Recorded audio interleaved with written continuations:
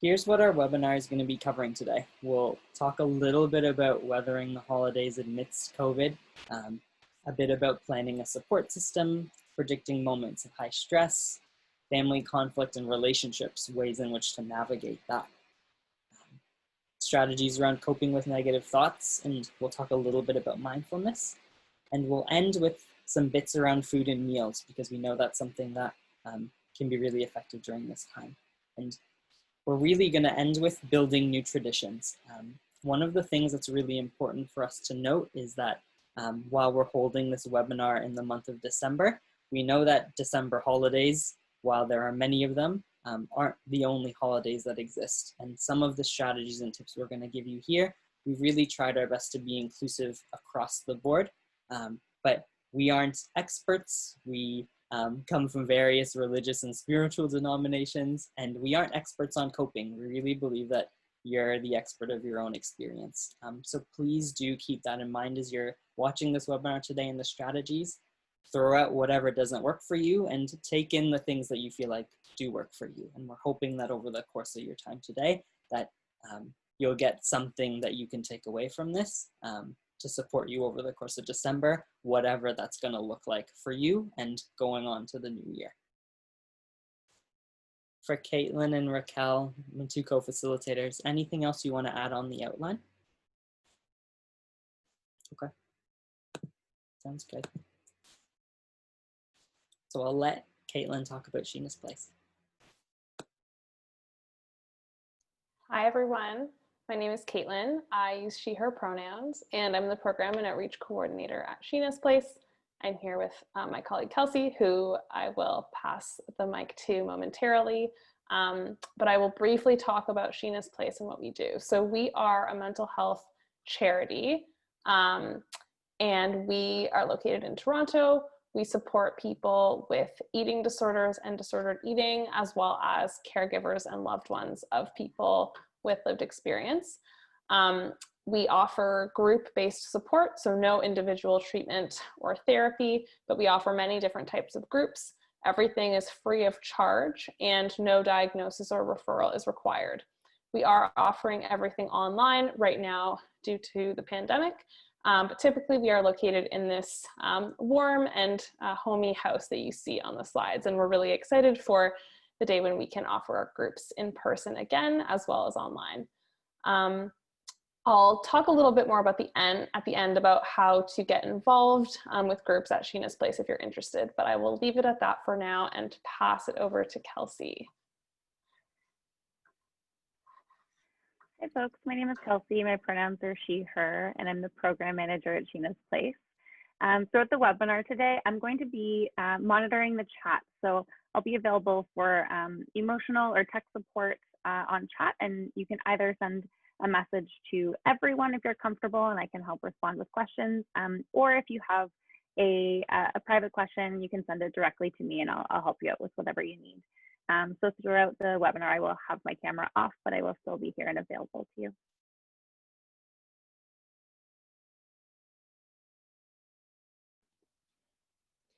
Hi, everybody.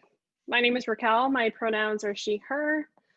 I am the program coordinator for Eating Disorders Nova Scotia, which is a small nonprofit charity in Jabuktuk, which is more commonly known as Halifax, Nova Scotia. So I'm logging onto this call today from Mi'kma'ki.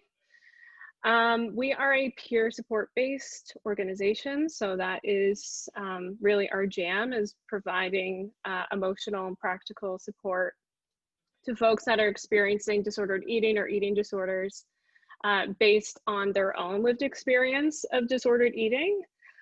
So we have 4 core programs. We have a one-on-one mentoring program, a chat support program, online and virtual workshops that we run a few times a month, and then we do have a group for friends and family support. Our programs are free, they are all virtual, they can be accessed without a referral, without a diagnosis. So I'll give some more information about the organization also at the end, but that's just a little tidbit to begin. Thanks, Raquel. And my name's Ari. I use he, him pronouns, and I'm the Outreach and Education Coordinator at the National Eating Disorder Information Center. We're a federal charity located in Toronto, Ontario, and we're a part of the University Health Network here, which is a hospital network. But if you know us, it's probably because we operate Canada's English-speaking national toll-free helpline and an online chat service for people who are struggling. Like others, it's a self-referral service like other helplines. No diagnosis needed, and we provide a combination of in-the-moment support if you feel like you're struggling, but also access to resources and referrals in your local community. That includes Sheena's Place in Eating Disorders Nova Scotia, for those of you who would like to access their services, but also folks from across the country, things in British Columbia and Alberta and Yukon Territory and Saskatchewan, and Newfoundland and New Brunswick and PEI. All across the board is really what we're here to connect you to care in your community. We also have an outreach and education program, and the pictures here are of some of our volunteers, many of whom who have lived experience, who are out here in the community, often trying to engage in eating disorder prevention work. And I'll talk about a bunch of that work as we continue. Co-facilitators, anything else that we wanted to note? Yeah, I'll just quickly let folks know that in the chat just now, I'll be sharing a Coping with the Holidays PDF that has some worksheets and some of the content that we're talking about today, and we'll also send it in our follow-up email if folks aren't able to access it through chat. Cool, thanks, Kelsey. So this is, a really interesting time to be doing this webinar today, because the holidays are already, for a lot of us in this community of folks who struggle with disordered eating or kind of trying to navigate recovery. This time of year is already difficult. There's a lot of, traditions with family that can be challenging, and around food as well. So we just kind of want to acknowledge that, like, this is a lot. Like, I'm sure that people are probably pretty tired of hearing the C word, of hearing COVID. But I think, it's important for us to acknowledge and remind ourselves that the holidays can already be difficult for you if you're experiencing an eating disorder. And now on top of that, you have a pandemic thrown into the mix. So, what I have found helpful for me is trying to remind myself that my body and my brain have been through, probably at this point, multiple cycles of the stress response. And that's probably true for a lot of you folks on the call here today. So try to take a moment and acknowledge that your mind and your body have been through a lot. So really try to show yourself some compassion and some gentleness. If you're really struggling right now and the eating disorder, like, it's really hard for you right now, I think that makes a lot of sense, given what you're going through and given, what we're all going through right now. So, it's really kind of interesting for us to, try and provide like some coping around some of these issues that come up around this time of year, because it's going to look so different for everybody compared to previous years.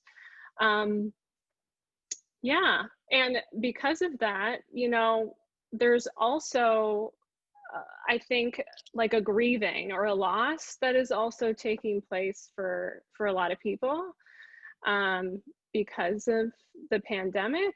And it's possible that you might be experiencing compounding grief because of that.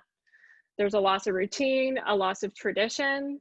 If there are family gatherings that you really enjoy and really, look forward to, that there's a loss of that now as well. So with any experiences of grief or loss, acknowledging that that's what it is, possibly, that it is grief, that can be a helpful first step. So it's okay to be sad about these losses. It's okay to be disappointed that this year things look different, or that it's okay to be really frustrated. So we you know, we would be remiss if we didn't talk about the elephant in the room that's, you know, really impacting the holidays this year. Thanks, Raquel. So we're going to turn into the first phase of the webinar, in which we're going to be walking through that Coping with the Holidays workbook that Kelsey's uploaded in the chat and that it was in the Eventbrite email. And for those of you who want to, you can totally follow along with us. So this is me follow along with you while I have it up, because while the workbook, as Kelsey's noted in the chat too, isn't adapted for COVID, we kind of feel like we can do that together, and we kind of feel like it can be a bit of a conversation. We know that this isn't necessarily a therapeutic group, and it's probably hard for folks for many reasons to potentially want to speak up and share something like that. And while we encourage you to do that in the chat, this is mainly going to be from an educational basis. So myself and my co-facilitators are kind of going to go through this workbook, ask you some questions, things to consider, and talk about bits. And we'll note in the chat if we feel like folks have questions that they want to bring up or things that make this hard, because as participatory as we want to be, we really want to engage with you wherever you're at in this phase at this time. So for this section, we're starting with page 3 of the workbook. So for those of you who really want to follow along, don't hesitate to pop over to page 3. And the first thing we think that we'd like you to consider is around planning a support system. And we're wondering if you can consider 3 questions with us. What does support look like to you? Who are the people in your life that you can turn to when you need support? And if my support system isn't available, where else can I receive support that I'm comfortable with? We kind of know, especially during this time in COVID, that it can be increasingly challenging to discover ways to keep connected with members outside of your household or inside your household, members of your close family or your chosen family. And hopefully, if internet connection is something that you have and that's how you're accessing us today, we really want to encourage you to think about those technological advances that can provide some options to explore ways of maintaining being connected to others. Because it's so important for us to think about how do we want to intentionally build a support system this year, because we know it'll look different probably for many of you. And that could be through sharing thoughts and feelings with friends and family, could be through joining an online support group that we'll talk about a bit later, or seeing a therapist, or building a support network. Really is, we're trying to help you continue to be socially connected, because in addition to everything else that's going on, I think for a lot of people, the holidays can be a really lonely time. And sharing your feelings of loneliness with the right people, people who understand or who are experiencing similar feelings, can be sometimes helpful in coping with that loneliness, especially during these isolating times. So I'm wondering, while we're here, and I'll pop over to the chat to see what people are saying, if folks want to share, let's talk about these 3 questions. And so I see that Kelsey and Kaitlyn are responding some bits in the chat too. Sarah says, I think for me, support looks like asking for what I need and not assuming my supports will always know. Right, sometimes what's obvious to us isn't really obvious to others, and it can be helpful to think about ways to communicate needs to others. Another person says, I think support for me looks like reaching out to my support team and just letting out all my emotions in order for them to help me. That's a really good piece too. And if you feel like you don't necessarily have a support team, as someone else is mentioning in the chat, and you're looking for Canadian or Ontario-based support groups, we're going to really talk about a lot of different resources at the end of the webinar. So we're hoping that you'll get to leave this with an understanding of what that might be. Another person in the chat says, setting boundaries around not having food or body talk during holidays. And for sure, I think boundary setting is something that can be really hard for lots of people. And I feel like it's something that always comes up, right? We intrinsically know that we want to set boundaries, and sometimes it can be just so hard to figure out how to do that. And I think for me, boundaries can be really hard if I don't feel like I have allies on my team. And I needed to start when I was engaging in my recovery process about can I be my own ally a little bit? And can I then find safe others that I can slowly expand my like little team of allies to? Because then I feel like I'm more supported. And that's really how social support often works. Need a couple people to get you started, and then hopefully then you'll be able to surround yourself with people who love and appreciate you. And that can sound really daunting for someone who feels really alone right now. And we're hoping that through the resources we give you today that we can start you on your process if that's something that you're stuck. And yes, our furry friends like cats can totally be our allies too. It doesn't just have to be humans. And so on page 3 of the worksheet, which is here for people, there's a chart that you could potentially fill out with names of humans and contact information and the type of support. I think you can totally put the name of your cat and the contact information for your cat, which is their favorite room in wherever you're living, and the type of support you're looking for from them, because they can totally provide some support that can be really important and so compassionate. They kind of always unconditionally accept you in a way. Any other thoughts on these 3 questions?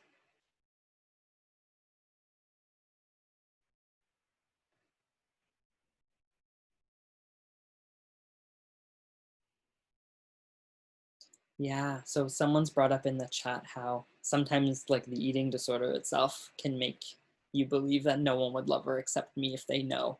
And so thinking about allyship for yourself and for others and finding that support system, that's something that can be really scary when you're confronting something like an eating disorder. And it's really awesome if you're able to acknowledge that like you have that self-awareness to be like, that's one voice.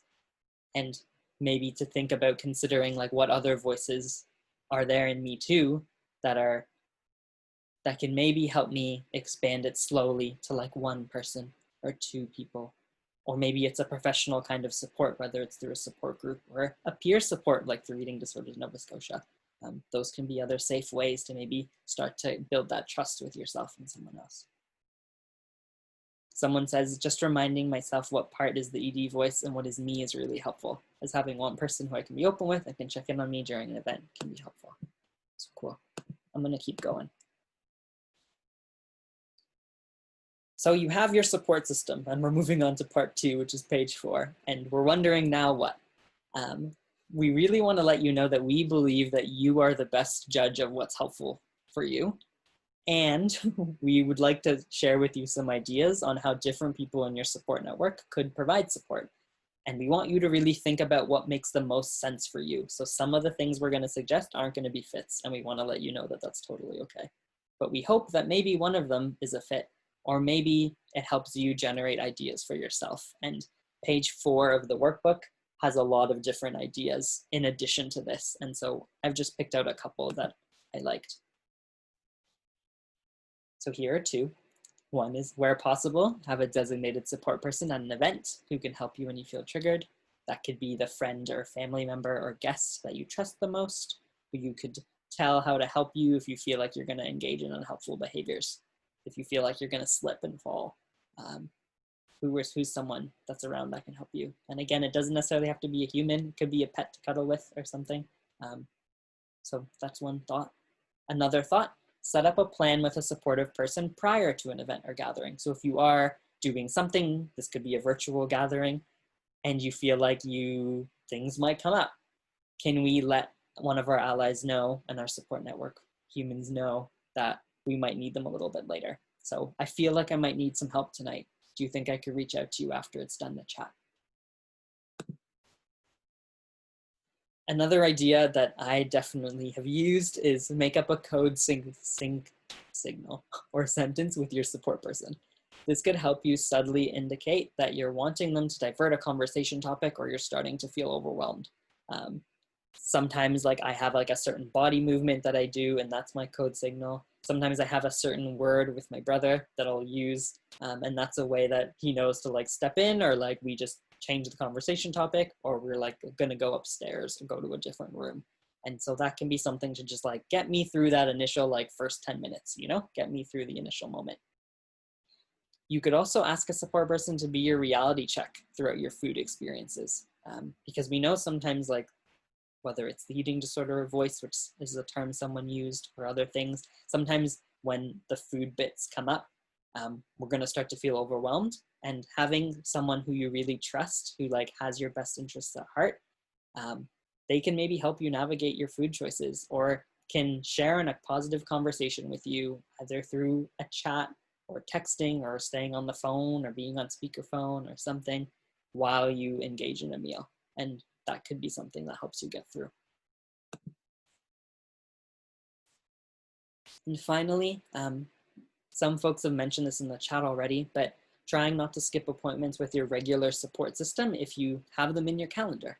So keeping in touch with any professional support in your life, could be an online group or a therapist, or chiming into a peer support chat like EDNS, or calling or chatting in on the NEDIC helpline, or chatting on the Looking Glass online peer support, or going to an individual appointment that you already had pre-scheduled, and it can be so easy to kind of feel like, and I don't want to do this today, but keeping it in your calendar can sometimes be really helpful to keep that structure going.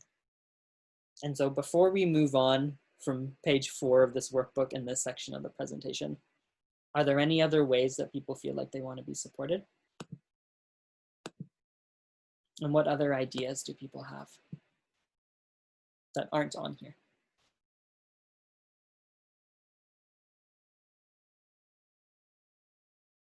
Just looking in the chat to see if anyone has anything.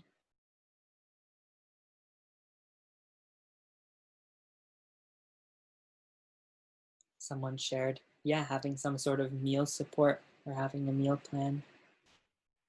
Being really mindful around food-centered activities. And I think that's why I really like the potential ways that thinking about what kind of support you might need about food-centered activities, because we're all going to need food in our days at some point. And sometimes if we feel like we need some extra support around it, can we like arrange for a phone call or arrange for something as a distraction maybe, or something else that helps us get through that. Okay, cool. Raquel, I'm going to pass it on to you. Yes, thank you.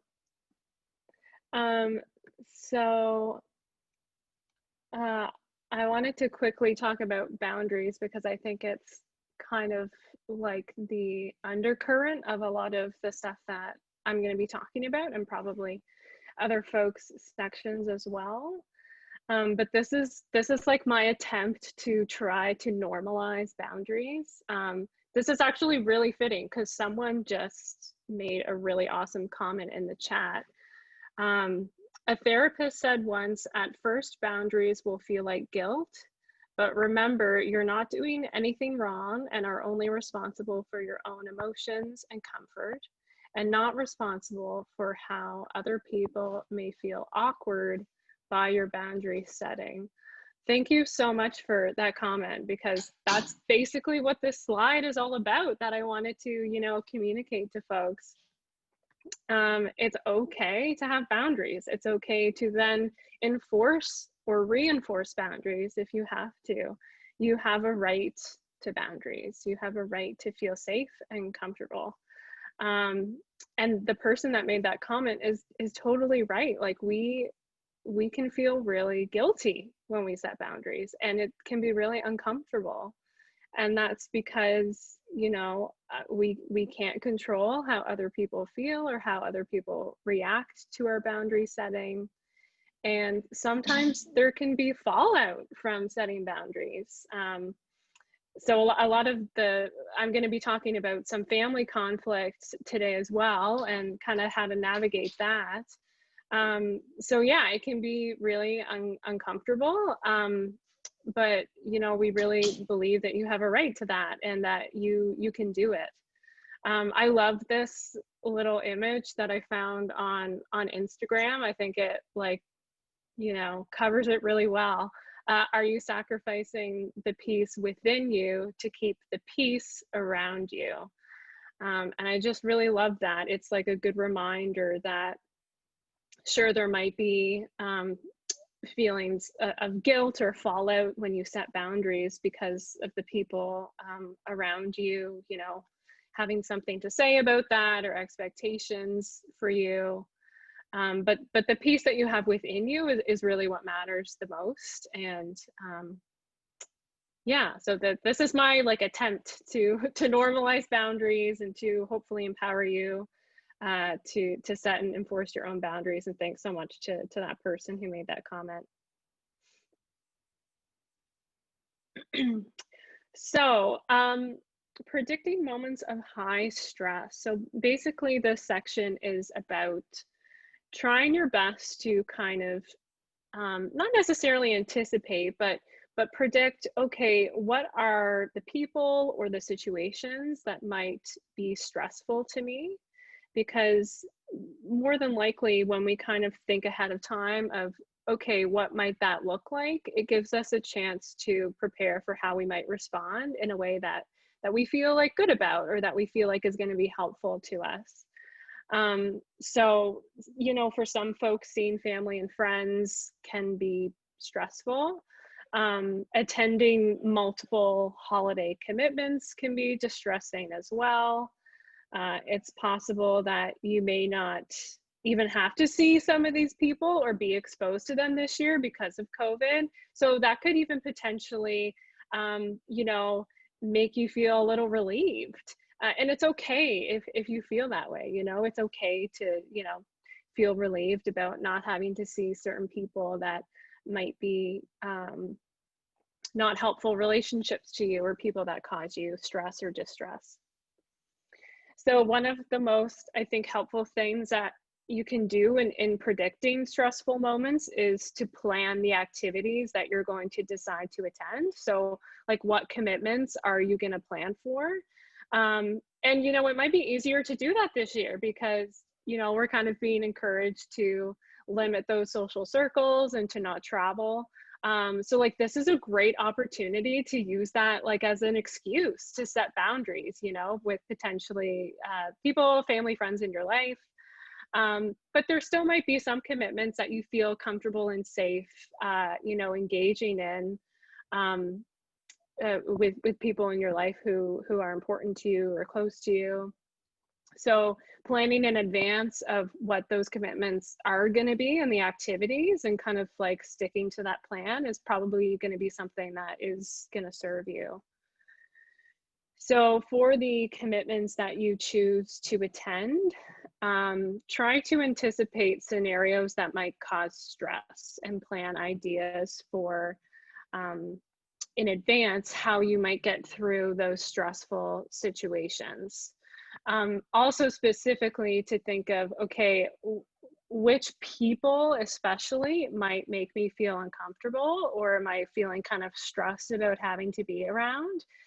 Maybe it's someone that you know is going to make a comment about your appearance, for example. So we've got an example here on the screen that I'm sure many people have heard before, where someone makes a comment on your body or your weight or your appearance. So someone might say, "You've lost or gained a lot of weight. Is everything okay?"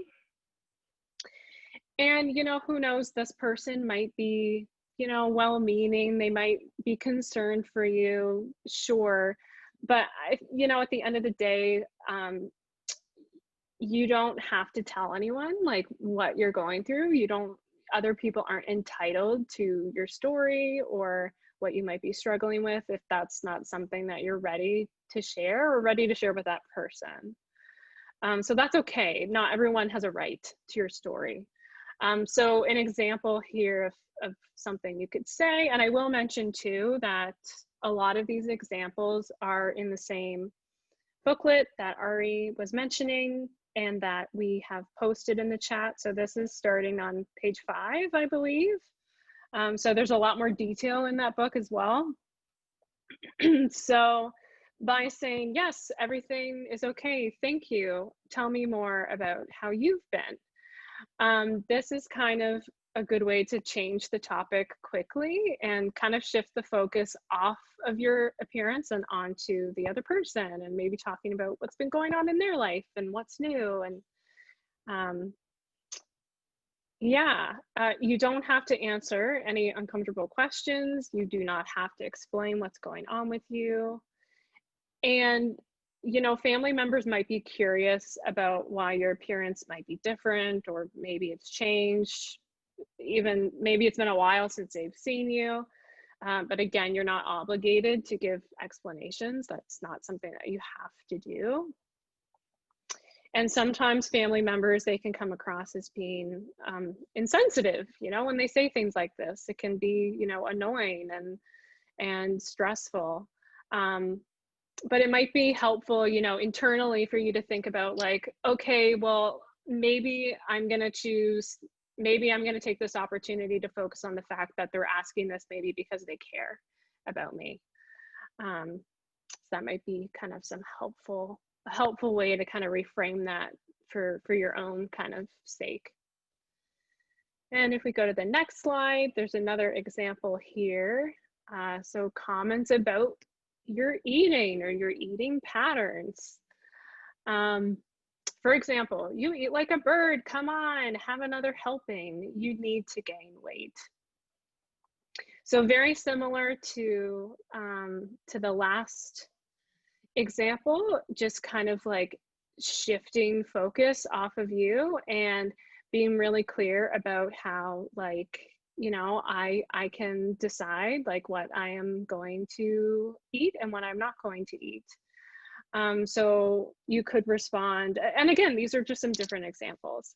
Thanks for your concern, but I'm not going to get into a debate about my weight. So even clearly saying right there that, you know, this is something I'm not going to talk about with you. Please leave it up to me to decide how many helpings I eat. And next slide. Unhelpful discussions around dieting, which unfortunately is very common around the holidays, where people are often, you know, having discussions about indulging. And, you know, we have this tendency to categorize food as bad or good, and, you know, attaching morality to food, which has always been kind of something that was very odd to me when I really thought about it. Especially with the new year coming up. You know, we have people with New Year's resolutions that so often revolve around weight loss, and this becomes like very commonplace, totally socially sanctioned conversations and topics to have with people. So when you're struggling with recovery or with an eating disorder, and these discussions are kind of increasing and they're happening around you, that's really annoying. It's really upsetting. It's very stressful. So reminding yourself that, you know, this might be something that you might be exposed to, and predicting these types of conversations before they happen, it can help, you know, alleviate that stress a little bit, to even just remind yourself, okay, this might be something that I might hear.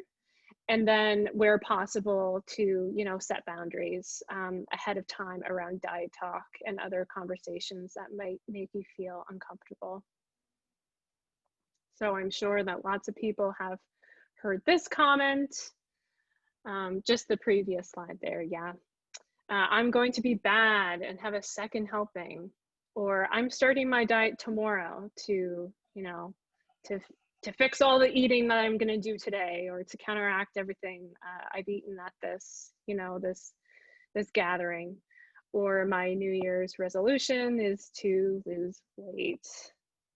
So depending on the situation, like how well you know that person, or whether or not you have set boundaries ahead of time around diet talk with this person or these people, your responses are probably going to vary a little bit.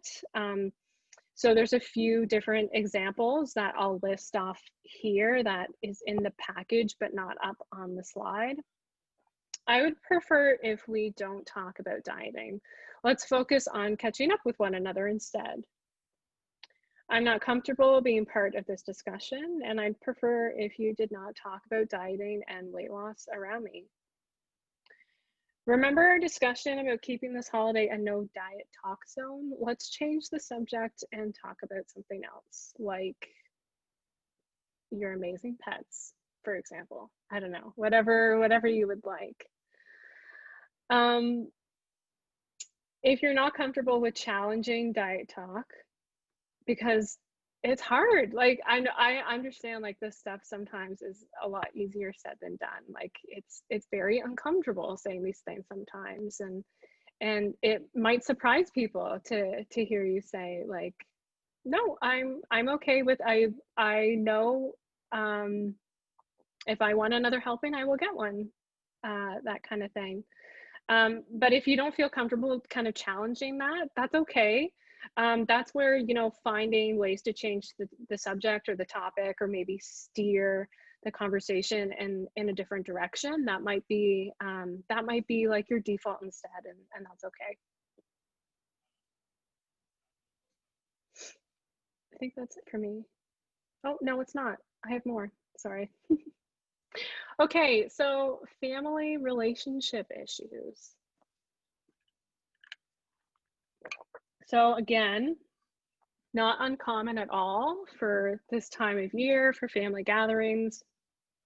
Again, really going to reiterate how boundary setting is going to be really, really helpful for you in these situations where there are issues with family, there's family conflict. I think this is like particularly worse this year or exacerbated because of COVID.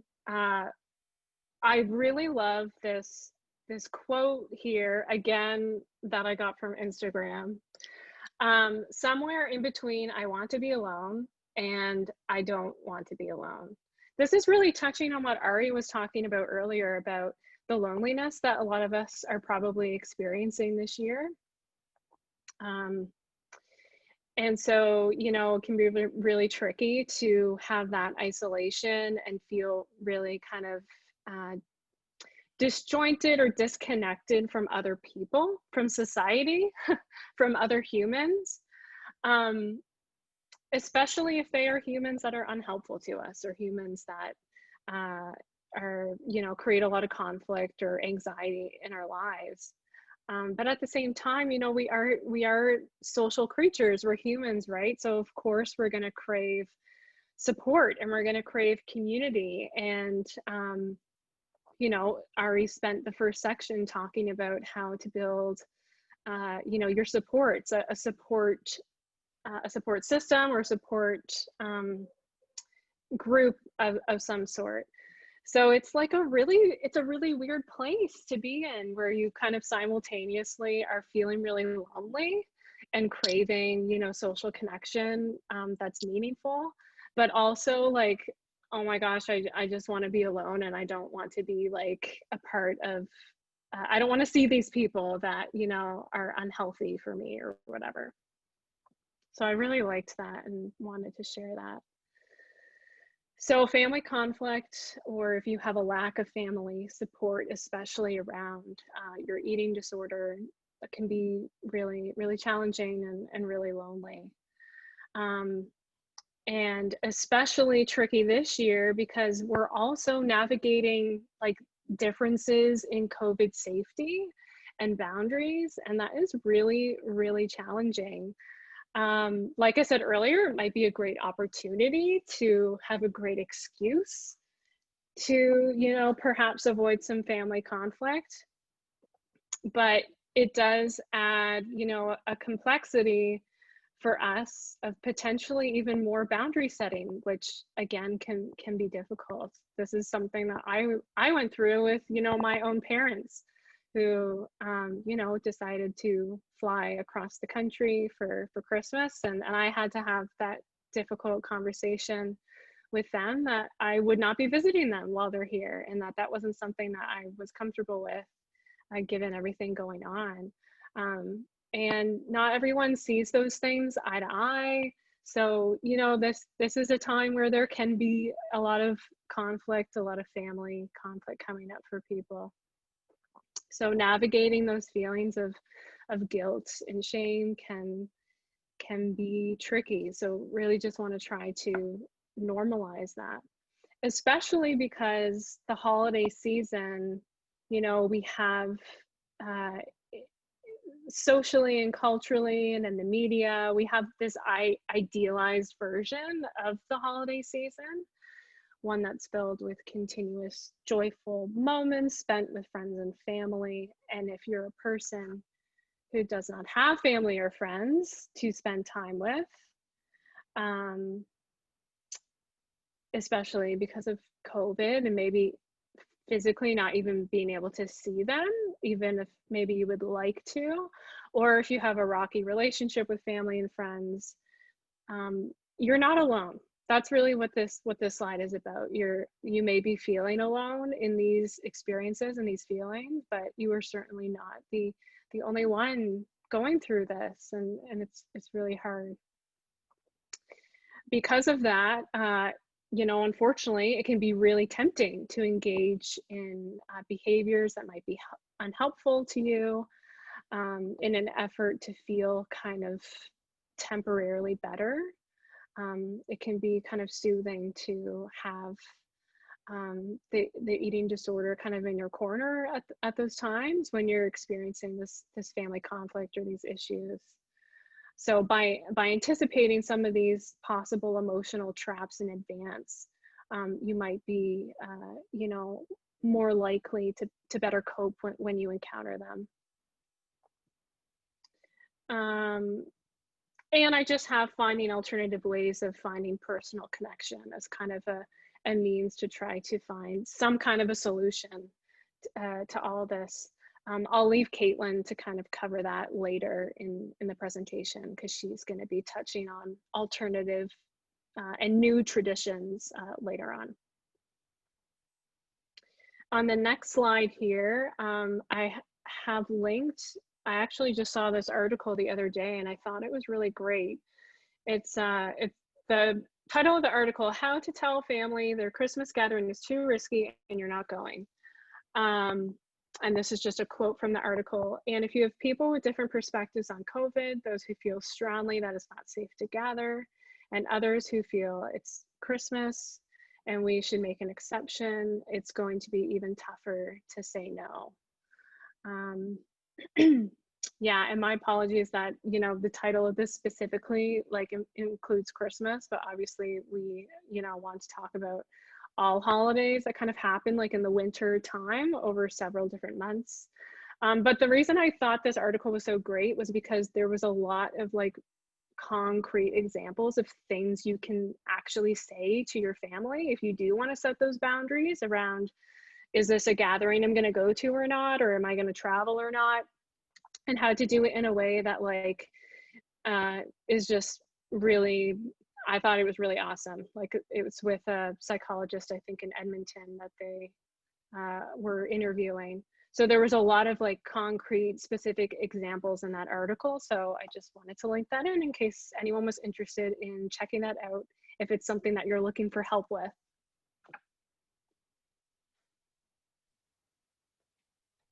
Okay, so I am going to shift the focus a little bit to the internal, to our thoughts and our emotions. So I want to talk about first predicting and coping with negative thoughts. And this is something that is also in the handout, I believe page 8 or 9. And so first, I just want to say that negative thoughts are normal. So having thoughts that feel more negative and difficult is a normal human tendency that is referred to as the negativity bias. So all humans have a tendency to pay more attention or give more emphasis to negative experiences over neutral or positive ones. So an example that I'm sure many people can relate to, let's say you are in a meeting and someone comes up to you after the meeting and says, hey, I really appreciated what you shared in that meeting. It meant a lot to me. So they're complimenting you. And then as soon as you walk outside, someone kind of brushes past you on the street and gives you what you perceive as a dirty look. So which experience will likely stay in your head for most of the day? I think a lot of us will relate to fixating on that second experience, the one that feels more negative. And this is because negative events often signify threat or risk. And so paying heightened attention to threat or risk has been critical to our survival as humans throughout evolution and throughout time. However, in our modern world, having this negativity bias is no longer necessary for our survival in the same way. So it's still helpful and we still need it in some ways, but we're not faced with the same level of threat in the same kind of imminent way. But our brains are still wired in this way to be on the lookout for harm and danger. And so in this way, they're wired for negativity. Given all of the difficult and terrible things that are happening in the world right now and that have happened throughout this year, it's especially understandable that our thoughts may be negative or more negative than usual, because there are a lot of potential threats in our environment, and some of those are very real.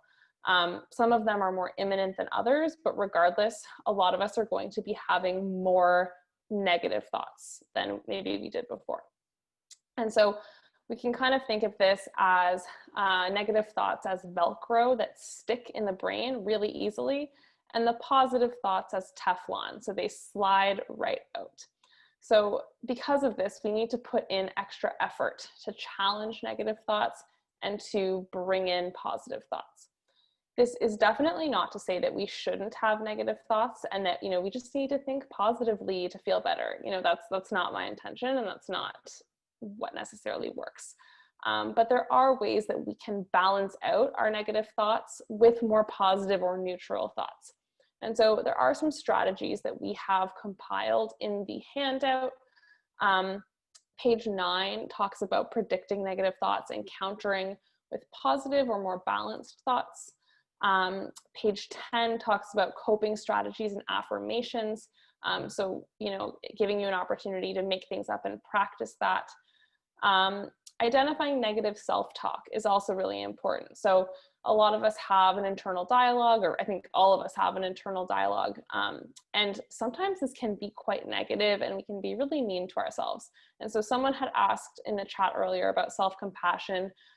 This is one way that we can start to be compassionate towards ourselves, is identifying when we're having this negative self-talk, this critical inner voice. And even if we can't, change that, at least recognizing it is a really important first step. Remembering too that, not everything that goes through our head is an objective truth or a fact. However, that being said, our emotions, no matter what they are valid. And so being able to kind of distinguish what is a fact that's not necessarily true, yet what is the emotion and that is valid is very challenging, but it is a really good strategy. So I will invite everyone now to participate in a really quick activity if you'd like to. That's called Taking in the Good. And so you can see on the slide that we have a few prompts. So either something that you appreciate about the room you're in, someone you like to be around, or something that you're proud of. And so we'll spend about a minute thinking about that. You can write it down or just think about it. And this might sound like something called gratitude journaling, which you may or may not have heard of. And it is essentially the same concept. However, the intention is really not to negate any negative experiences or to invalidate any emotions. So the goal is really to bring in more positive thoughts in addition to the negative that we're holding. So let's take a minute to do that and just see what happens.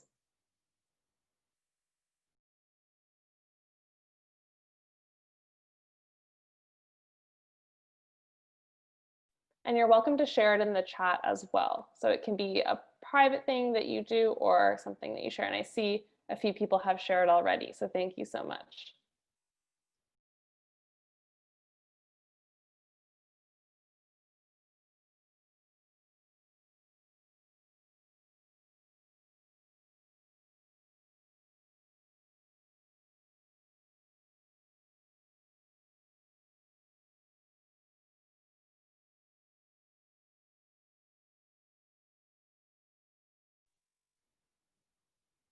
So we'll give it another 20 seconds or so.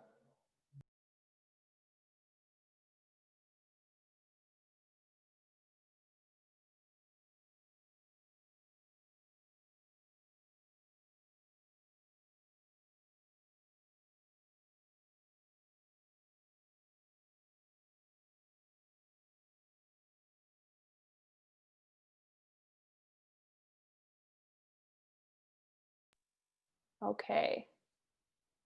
Thank you everyone for participating if you chose to.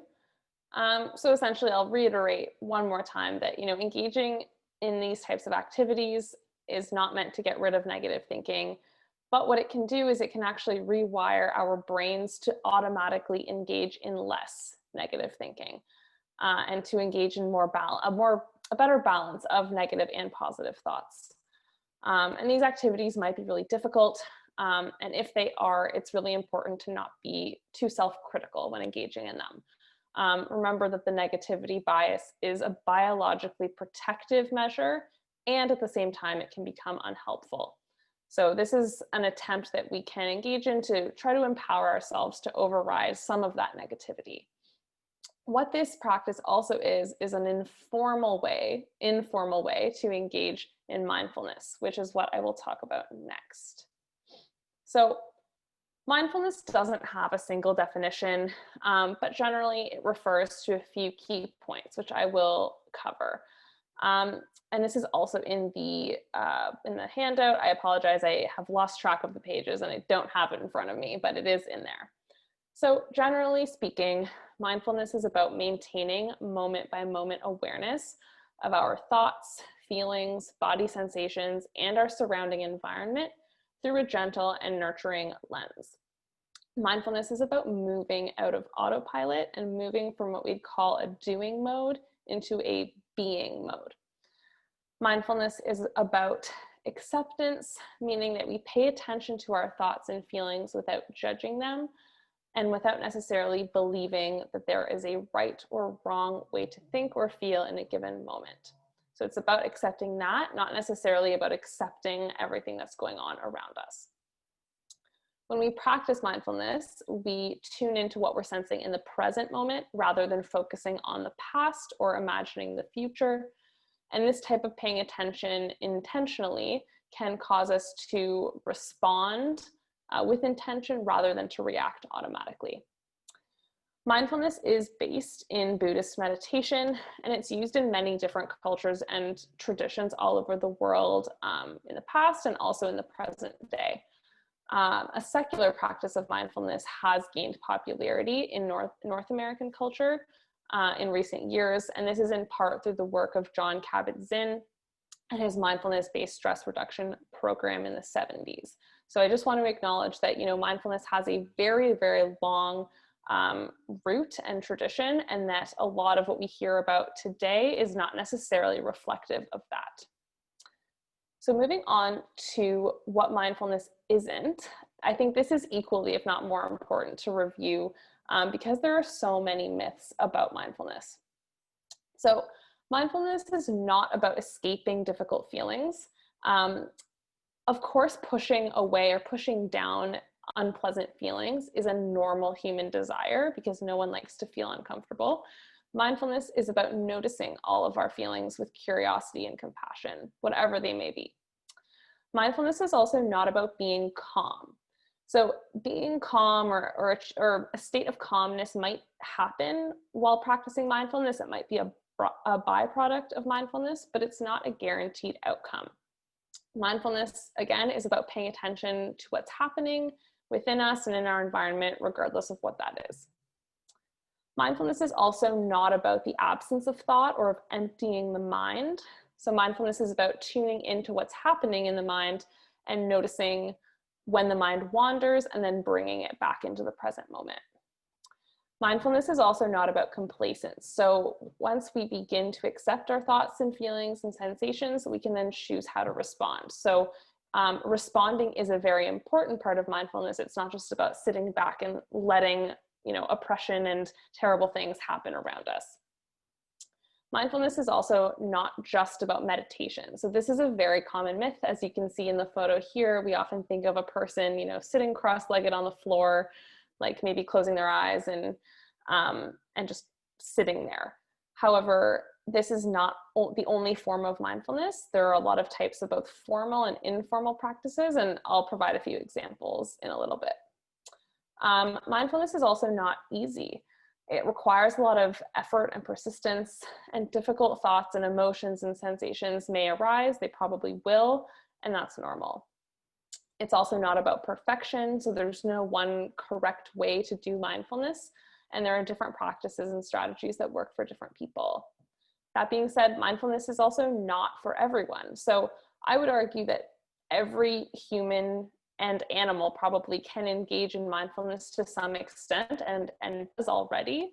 However, every person does have different needs and preferences when it comes to their recovery, their mental health, and self-care. And so if mindfulness isn't for you in this moment, that is totally fine. And it's important not to become too self-critical about that either. Mindfulness, actually, yeah, next slide. Thank you, Ari. So mindfulness could be helpful in a few different situations. I really relate to the, to the meme that's on this slide. So, you know, it could be helpful if you've done or said something you wish you could take back, if you are in a bad mood and you're not sure why, if you've had trouble falling asleep because your mind won't quiet or your body feels restless, hence the image here, which I very much relate to, and I imagine others do as well. If you've noticed you're better at completing tasks or enjoying them when you're focused and not distracted, and if you've just generally been feeling stressed and are unsure of how to relax. So those are a few of the potential outcomes of engaging in, again, either formal or informal practices. So when it comes to formal practices, that could take the, you know, that could look like a guided meditation. There are lots of apps that have those on there. And it also could be informal. And so that is my preferred way of practicing mindfulness at this point in my life. So some examples of that could include developing an awareness of daily activities. So like brushing your teeth, for example, focusing on what does that feel like? What does that smell like? What am I feeling while that's happening? Washing dishes as well, that's a good one. Mindful attitudes as well. So practicing non-judgment and curiosity in other aspects of your life. Mindful dancing or walking or coloring or listening to music. So doing these activities while really paying attention to them and noticing when the mind wanders and bringing it back to the activity. Taking in the good, so the activity we just did, again, that's an informal mindfulness practice. And even something as seemingly small as taking a breath. So just taking one deep breath and paying attention to how that feels. As well, something I want to mention is that consistency is more important than duration. So engaging in 30 seconds of mindfulness every day is likely going to have more benefits for mental health and well-being than doing like a 30-minute practice once a month. So, you know, thinking about ways that we can incorporate this into our daily lives is something that may help. Before we move on, I just want to give a quick kind of disclaimer around mindful eating as well as trauma. So mindful eating is something that can be helpful for a lot of people, including some people with eating disorders or disordered eating. It can help us slow down, notice what we're eating, and become more attuned with our body and its hunger and fullness cues. And so this could be particularly helpful if eating disorder symptoms are triggered by emotions such as loneliness, anger, boredom, etc. However, I want to acknowledge that mindful eating is not recommended for everyone with an eating disorder, depending on their stage of recovery or type of symptom. So many people with eating disorders, as I'm sure a lot of people here know, are out of touch with hunger and fullness cues. And so it's really important that a person reconnect with these cues before engaging in mindful eating. And so if this doesn't happen, mindful eating can be harmful or could perpetuate further eating disorder symptoms. So if you do have an eating disorder or experience disordered eating, it would be important to talk to a support system if you have one before practicing mindful eating. It's also worth mentioning that, like many practices, unfortunately, mindful eating has been co-opted by diet culture in certain contexts to promote weight loss and eating less. So just something to be aware of if you do decide to look into that through a Google search, for example. Lastly, when it comes to trauma, I just want to acknowledge that it's really important to, you know, whether you're someone guiding mindfulness or participating in mindfulness, to do so from a trauma-informed perspective.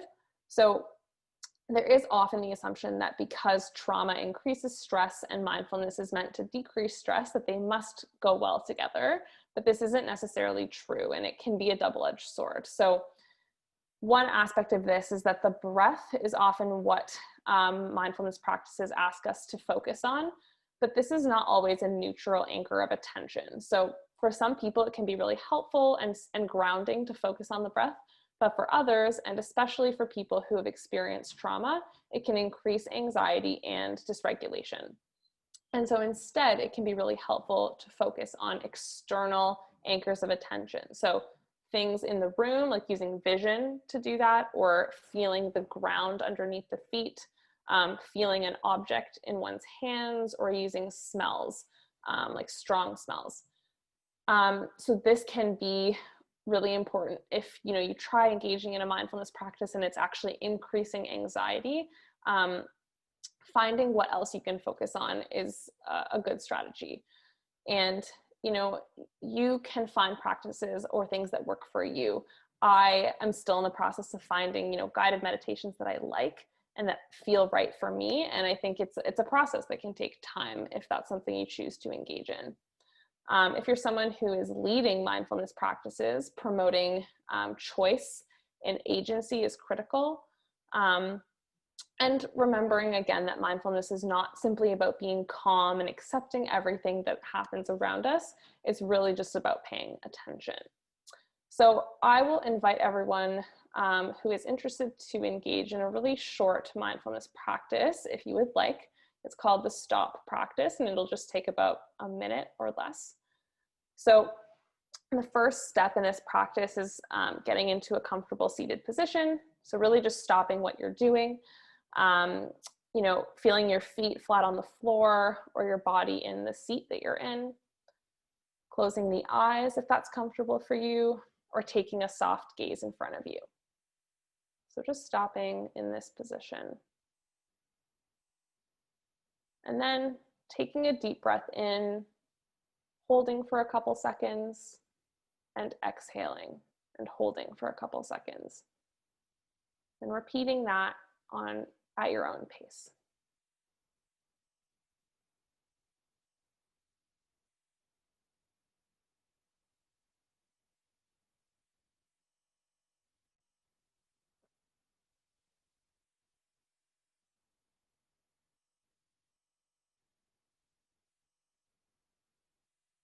And now observing any thoughts, feelings, or body sensations that are coming up for you.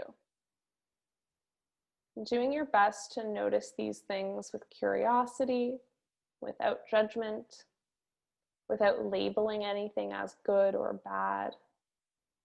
Simply observing.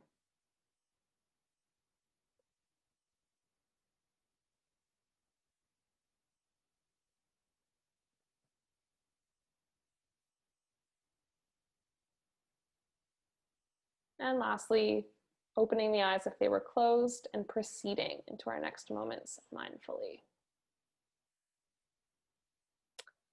All right, so I will pass it over to Ari, I believe. I can't remember who's next. Or Raquel. It's me. Oh, sorry. That's okay. Kaitlyn, I love what you said about mindfulness kind of in the daily activities and also external anchors. It made me think of kind of an intentional mindfulness not daily activity, I guess weekly activity that I engage in. Something that I've always found really helpful for me in exploring mindfulness is my kind of laundry ritual. So even as long as it's above 0 degrees, I will hang my laundry outside. And that's something for me that has been a very intentionally mindful activity for me to engage in. Feeling kind of the cold, damp clothes in my hands and kind of deciding strategically how to place them on the hanger, and the different types of fabrics and textures that I feel on the clothes, and love the smell of fresh laundry. So that's just, a quick example of mine personally for those daily mindfulness examples. So for some of the food and meal stressors, so, you know, the holiday emphasis on food is so challenging. We touched on this at the beginning. So it's okay to focus on safe and comfortable foods if that's what you need to do, you know. Try to absolve yourself of any like guilt or feeling bad if you're deciding to not take this opportunity right now to challenge yourself with the food or eating, or, you know, changing anything too much, because there's a lot going on right now, right? Like there's a lot going on for you, and this time is difficult. So it's totally okay to stick to what's safe, stick to what's comfortable. So yeah, if you're going to a gathering where you're not sure if there's going to be a food there that's going to trigger you, if you're not really sure like what the meal or food situation exactly is going to be like, it might be helpful to offer to bring a dish that happens to be one that you feel good with eating and comfortable eating. So planning to choose what you will eat might be helpful to kind of think of what that will look like in advance. So if you have a meal plan in place, try your best to stick to that. Again, like don't, you know, might not be the most helpful thing to take a time like now to really do anything too out of the ordinary or challenging, that, or anything that you haven't yet, you know, experienced or practiced. So be mindful of those foods that are being offered, and, you know, pick the foods that are going to be like less anxiety provoking for you. So again, like not challenging yourself with a food that maybe is like, you know, an 8 level anxiety, you know, trigger for you on a scale of 1 to 10, for example. It's okay to stick to those foods where, you know, it's a 1, you know, it's a 2, it's a 3, it's okay, you know, to stick to those foods that, you know, are less anxiety provoking for you and are comfortable. Also really important to plan for the moments that you are gonna experience strong negative emotions or anxiety arise specifically in response to food, eating, or a meal. Because again, if we prepare ourselves for those situations, we're more likely to remember, okay, I have a plan for this. Like, and then it allows us also, when we plan for it in advance, it sometimes allows us to more able to be gentle with ourselves or more compassionate, because it's like, okay, like I planned for this. It's not necessarily like, okay, this is the plan and I absolutely need to go through with it, and if I do this, then, you know, I won't have these negative emotions arise, or I won't feel anxious if I do this. So then if we do end up feeling anxious, or we do end up feeling distressed, then we might feel like, oh no, I did something wrong, like there's something wrong with me, oh no, like how do I respond? But if we think of those skills and techniques and coping beforehand, of like, okay, if I have strong negative emotions or distress, anxiety that arises, how am I going to respond to that? So whether that's going to be repeating affirmations for you, some of the examples that Kaitlyn touched on earlier, and that again is in that welcome or not welcome package in the Sheena's Place package. It might be deep breathing. It might be going for, you know, a walk outside. It could be journaling. Really, this is really like personalized. It depends on like what coping is most helpful for you. And if you need to like write that down, or maybe put it in your phone, like, okay, sometimes it can be difficult to, you know, use that prefrontal cortex and remember, you know, and focus and concentrate on like, okay, what was the plan? Like if you need to write it down, that's okay, right? Like maybe you want to put it in a note in your phone or something of, okay, these are like the 3 different things that I can do in the moment to try to soothe myself or alleviate some of that anxiety.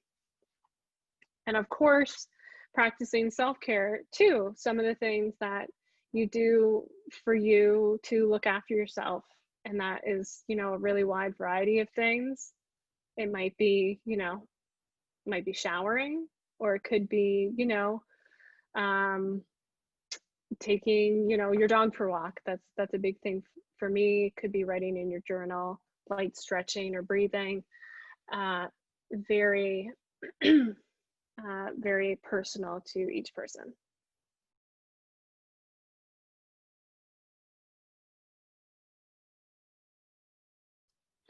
Okay, so we're moving towards the end of our time together, and something that Raquel, Ari, and Kelsey and myself were talking about when we were preparing for this is that this time of year, regardless of, you know, holiday or religion or belief system, there are often traditions associated with the end of the year and the beginning of a new year.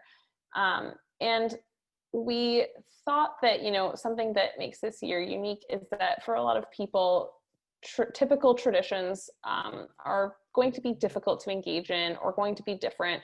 And this means that, you know, we might need to create some new traditions or change our expectations in various ways. And so instead of me, you know, rambling on for longer, I thought it would be awesome if we could turn it over to everyone here and in the chat thinking about these questions. So, you know, what are ways that folks typically, how do folks typically enjoy holidays if they celebrate at this time of year? How can we incorporate that during this weird and different year?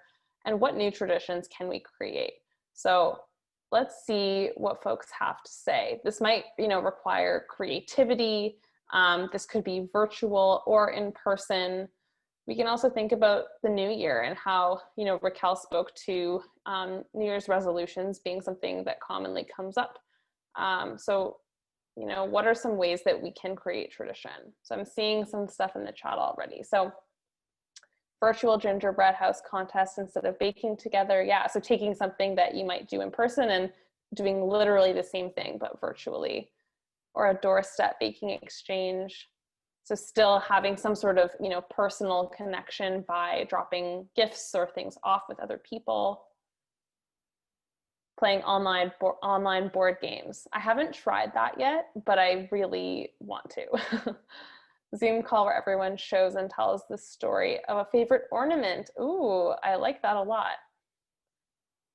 Kelsey says, this year I took to decorating my apartment so that I would be able to enjoy the space since I'm stuck here. Yeah, I've heard that from a few people. Making our space a place where we enjoy being in. I know that's not always possible, but if there are little changes we can make to make it feel more comfortable or enjoyable, it's a great idea. I know one of the things I do is like, I think lights are a part of many different holiday tradition-y things. And I know a lot of seasonal affective stuff also happens during this time of year. And for me, lights are something that just make things helpful. Like when I end my day and it's already going to be dark, putting up your like favorite kinds of lights around your room, whether they're lamps or fairy lights or creating a different light and like getting a bulb to put in it. Like those are, you can custom make lights too. I know that's something that I do. I don't know if Kaitlyn, Raquel, or Kelsey have anything to share too. Yeah, that's a great idea, Ari. I'm seeing something on that theme in the chat. So Cheryl says that my father usually spends Christmas with us, but due to the pandemic, won't be able to. I mailed him a candle and we will FaceTime on Christmas Eve and each light a candle and spend some time together. So I think that's a beautiful way of, you know, being together while not together and using light. Something else that I've heard folks talk about is, you know, depending on where you live, if people are still putting up lights outside and decorating their houses or yards, doing a neighborhood walk and seeing the lights from a distance. Lights and getting cozy. I think I skipped, oh, solstice. Yeah, so that's another aspect of this time of year that involves light. Something that I'm kind of, sorry. oh, that's okay. Something I'm kind of looking forward to is, you know, my partner and I, you know, have decided like, well, we're just going to stay home. We're not going to go anywhere. That's just what we're going to do. And I realized the other day, like, oh, this is actually going to be the first time ever it's only going to be the two of us on Christmas morning. Because for us, we celebrate Christmas. And, you know, I'm kind of excited about that because we've never done that before, you know, just the two of us to celebrate this holiday together. So I'm kind of looking forward to, you know, seeing what that will be like to have that intimacy, like just the two of us in celebration.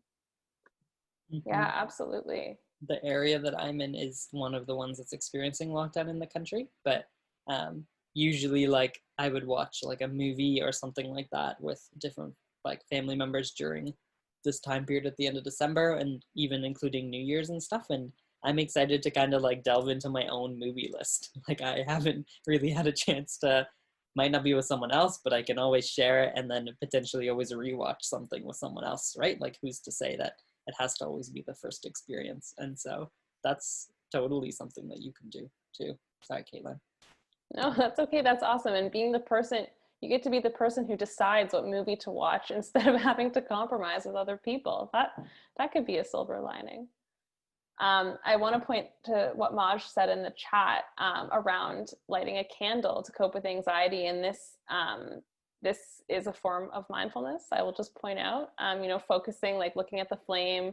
What does it smell like? What does it look like? That is a way of, I could see how that could be a good coping strategy. Kelsey, did you want to add anything? Yeah, I was just going to quickly add too that, you know, lots of folks may find themselves on their own this year, which might be a new circumstance. So maybe just thinking of ways to make that special as well, like something that's self-soothing or pleasurable, or a way to feel connected to others, even just thinking about others who are also spending their holidays alone, and sending love and kind thoughts to them. Yeah, absolutely. So thank you so much, everyone, for the suggestions. I think, you know, I've certainly learned new ideas and strategies from you all, and I hope that others have also learned a few new things as well. So as we have just a few minutes left, I'll spend the next few minutes talking about some resources. And I know there were a few questions in the chat earlier about that. So we'll talk a bit about our 3 organizations, and we'll provide a few other resources at the end. So I think, Raquel, you're up next. Yes. So like I mentioned earlier, Eating Disorders Nova Scotia, we are a peer support based organization. So providing emotional and practical support to folks with disordered eating based on our own lived experience. So we have 4 core programs. We have the one-on-one mentoring program, which is what it sounds like. People submit a request to be matched with a mentor for one-on-one support. So whether that's on the phone or over Zoom, that's kind of up to the mentor and the mentee to kind of decide upon what's going to work for them. So kind of like the maximum that people are able to access that is about an hour per week. It's really different for everybody. Some folks, you know, chat with their mentor maybe every other week. It might be every few weeks. It might be weekly. It really depends on what the mentor and the mentee have kind of agreed upon that's going to work for them. Totally free. There's no, we have no like cap on how many like meetings or calls you can have. It really is pretty self-directed of, you know, what's going to be helpful for you. Right now we, it's a pretty short wait time, like probably just a couple of weeks, because sometimes it takes a little bit of time to do the matching process because we want it to be like a really successful and helpful relationship. So we put a lot of thought into the matching, and based on mentor availability, you might have to wait like a couple weeks at the most, but right now we're doing pretty good. So we have pretty short wait times for that. So there's no kind of like ongoing wait list right now. We have an online group. Online group peer support is kind of an umbrella term that we use to refer to basically anything that we do over Zoom. So usually 3 or 4 times a month, we'll have different Zoom events. So one of them is a monthly virtual peer support group. So that's facilitated by one of our trained peer mentors. It's very open and kind of unstructured. So people just kind of exploring, you know, what some of the successes and challenges are that they're experiencing with recovery at that time. So it's basically like a traditional support group that we would have in real life, except it's over Zoom. We have a couple of virtual workshops that we do every month. So we've done a bunch of different topics on different areas related to disordered eating, body image, all that stuff. We usually partner with lots of different guest facilitators. Sometimes it's some of our own peer mentors that create and deliver a workshop. But we also partner with a lot of healthcare professionals in the area as well, so therapists and dietitians. So it's a way to get some great like education and practical kind of skills and tips that might be helpful for you in your recovery. We have our online chat peer support, which runs really consistently. So every Sunday and every Wednesday, you can go to our website and engage in a open discussion chat room environment. And those are moderated, the sessions are moderated every time by one of our trained peer mentors. So that's a really awesome option for people who maybe want to like be anonymous and access support. And then we have our family and friends support group. So the person that runs that does a Zoom group once a month with the group, but she also offers some one-on-one support as well for friends and family or carers who have a loved one with an eating disorder. We are virtual. We provide support to anyone in Canada, with the exception of our one-on-one program. We're not really able to accommodate folks that live in a time zone that's like more than 2 hours away from us, just because with scheduling, it's just tricky. And Looking Glass is another great peer support based organization that is on the list in a couple slides. So we usually refer folks there. No cost, no diagnosis or referral required. I know that was I'm like trying to be quick because I know that other people have to go too. But please feel free to like check us out on our socials if you have any questions, or you can, oh, my email isn't up here, I guess. But check out our website, and if that doesn't answer your question, you can contact us to ask any questions that you have. And in terms of Sheena's Place, as I mentioned, we also provide all of our services for free, no diagnosis or referral required. I will say that most of our groups for the winter season, starting in January, are full. Unfortunately, they do fill up quite quickly. However, we do offer a drop-in support group every Wednesday from 1 to 2:30 p.m. EST. And that's open to anyone age 17 plus in Ontario. So unfortunately, we are limited to Ontario at the moment. But you can visit our website to learn more, and you can always reach out through the contact form there if you're interested in registering for a group. And if you have any other questions as well, I'll leave it at that. And NEDIC has a national toll-free English-speaking telephone helpline and an online chat that's anonymous and confidential and staffed by trained support workers. Again, all free and no diagnosis needed. We kind of chat with folks across the gamut. Anyone thinking about their relationship with food and body and physical activity, to people who have diagnosed eating disorders and whatever that might be. And we really kind of don't turn people away from that. And we mainly act as a hub for information and resources and referrals, but especially over COVID, a lot of our support has been providing some in-the-moment support. So you're really struggling during our operating hours, and we're happy to do that. We have a national directory of service providers who have training in eating disorders that you can see on the website, and it's something the helpline can refer to. And then we have our outreach and education program that's focused on eating disorder prevention via trainings and resources. On this slide, I have our holiday hours for the NEDIC helpline, and so feel free to see. We're generally an 11 to 7 EST phone organization and a 9 to 9 chat organization. We'll just have some modified hours on the 24th and the 31st.